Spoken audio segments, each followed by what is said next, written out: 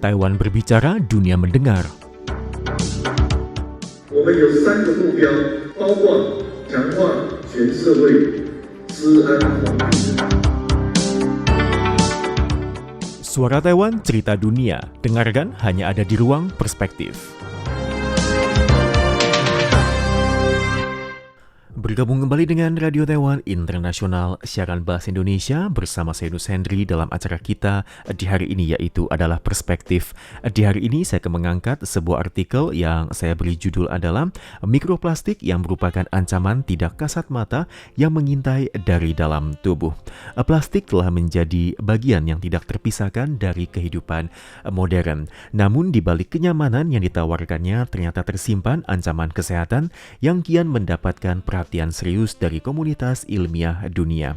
Berbagai aktivitas sehari-hari yang tampak sepele, mulai dari meminum air hingga mencuci pakaian berbahan sintesis hingga mengunyah bahan permen karet, ternyata secara konsisten menghasilkan partikel plastik berukuran sangat kecil yang masuk ke dalam tubuh manusia.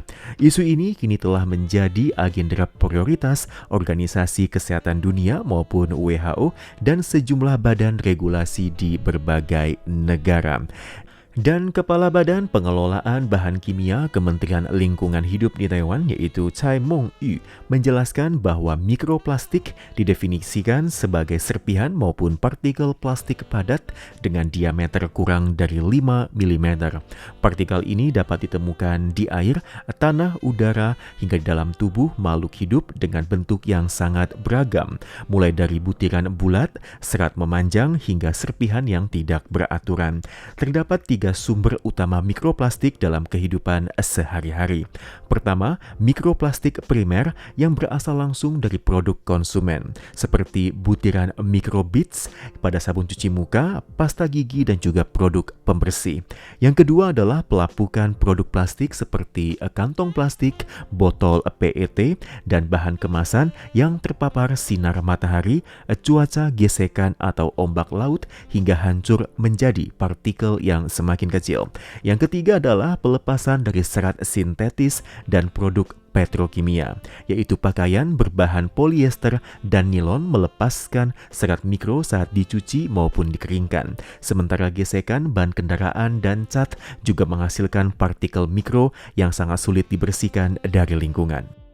Direktur Pusat Toksikologi Klinis Rumah Sakit Changken di Linkou yang merupakan sekaligus pakar dari toksikologi, yaitu Yen Chonghai, memaparkan bahwa produk plastik yang dibuang ke lingkungan akan menjadi rapuh seiring waktu dan juga akan terdegradasi menjadi ukuran mikrometer bahkan nanometer, lalu masuk ke tubuh manusia melalui rantai makanan dan juga pernafasan.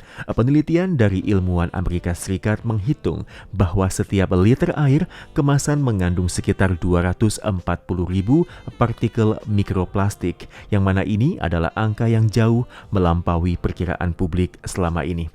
Penelitian mengenai dampak kesehatan dari mikroplastik terbagi ke dalam 2 ranah utama. Dari sisi penelitian medis dasar menggunakan eksperimen hewan, paparan mikroplastik dosis tinggi terbukti menyebabkan kerusakan organ, memicu peradangan dan juga reaksi oksidatif seperti kelainan fungsi hati dan ginjal, serta meningkatkan resiko kanker.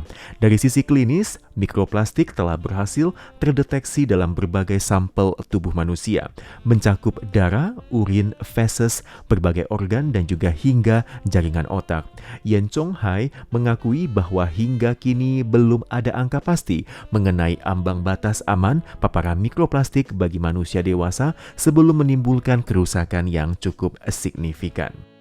Dan Kepala Departemen dari Eugenika Genetik Rumah Sakit Umum Veteran di Taipei yang merupakan sekaligus pakar kedokteran genomik, yaitu Chang Jiaming, menggambarkan sifat fisik mikroplastik sebagai silet kecil yang menggores kemana-mana sehingga akan memicu peradangan sel secara konsisten.